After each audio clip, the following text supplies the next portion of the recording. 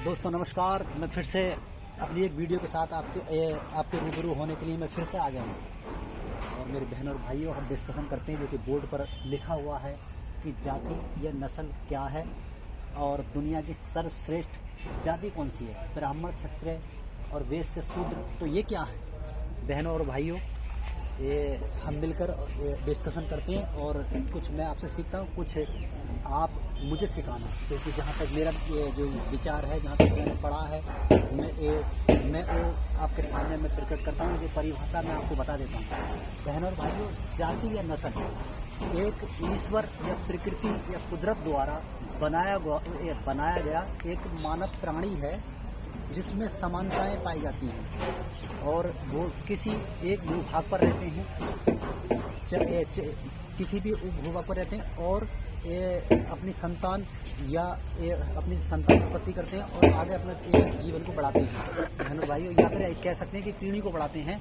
और ये जो नस्ल और जाति एक ही चीज़ है। जैसे कि हम देख सकते हैं कि पक्षियों की एक नस्ल होती है, पशुओं की एक नस्ल होती है, मानव जाति जो लग गया है, मानव की भी एक नस्ल होती है। तो बहन भाइयों, हम कह सकते हैं कि ईश्वर द्वारा बनाया गया एक अलग अलग प्राणी, पशु पक्षी, या हम कह सकते हैं जो पेड़ पौधे हैं उनकी भी अलग अलग जातियां हैं। तो जो ये ईश्वर द्वारा निर्मित एक विशेष प्रकार का एक विधान है जिसको हम जाति के नाम से जो पुकारते हैं।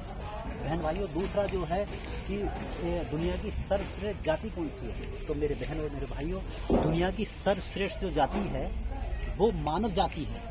क्योंकि हम देखते हैं पूरे इतिहास में या चारों ओर जहाँ कर भी देखते हैं, जो मनुष्य जो इस दुनिया में, पूरे ब्रह्मांड में जो अपनी संस्कृति और तरह तरह की खोज कर रही और अपना विकास केवल मनुष्य ही कर सकता है। अन्य पशु पक्षी, जीव जंतु, पेड़ पौधे, कोई भी प्राणी नहीं करता। तो इसलिए हम कह सकते हैं जो दुनिया की सर्वश्रेष्ठ जाति मनुष्य है। और बहनों और भाइयों, 63 जो टॉपिक जो आता है वो ये है ब्राह्मण, क्षत्रिय, वैश्य, शूद्र। तो ये क्या है? क्योंकि देखा गया है कि इनके लिए जाति बोला गया है, हिंदू रीति के अनुसार इन्हें जाति बोला गया है। पर रियल में अगर देखा जाए हमारे लिए तो ये जातियां नहीं हैं, इनको वर्ग बोला गया है।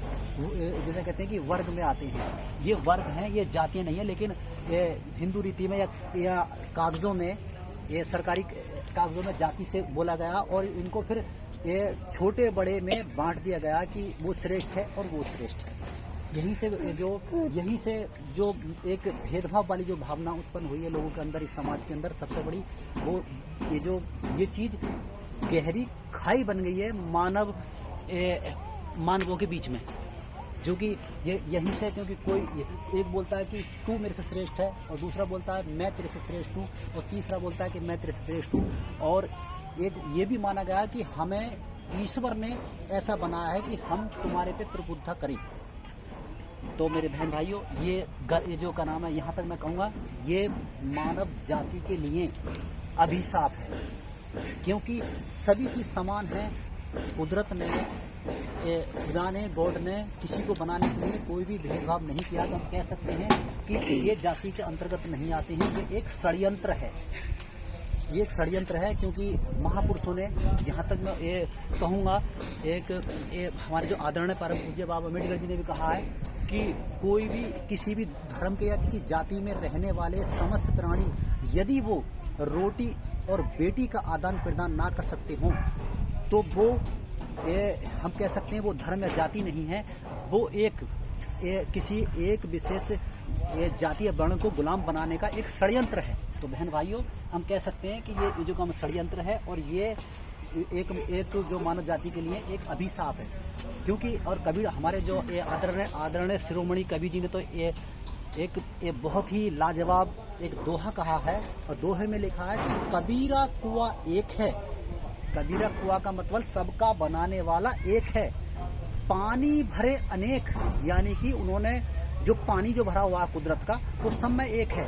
कबीरा कुआं एक है, पानी भरे अनेक, बर्तन में ही भेद है। यानी सारे समस्त प्राणी जो बर्तन है, बर्तन में ही भेद है, पानी सब में एक। क्योंकि बहनों और भाइयों, इस दोहे में सब कुछ कह दिया गया है। समझने वाले के लिए।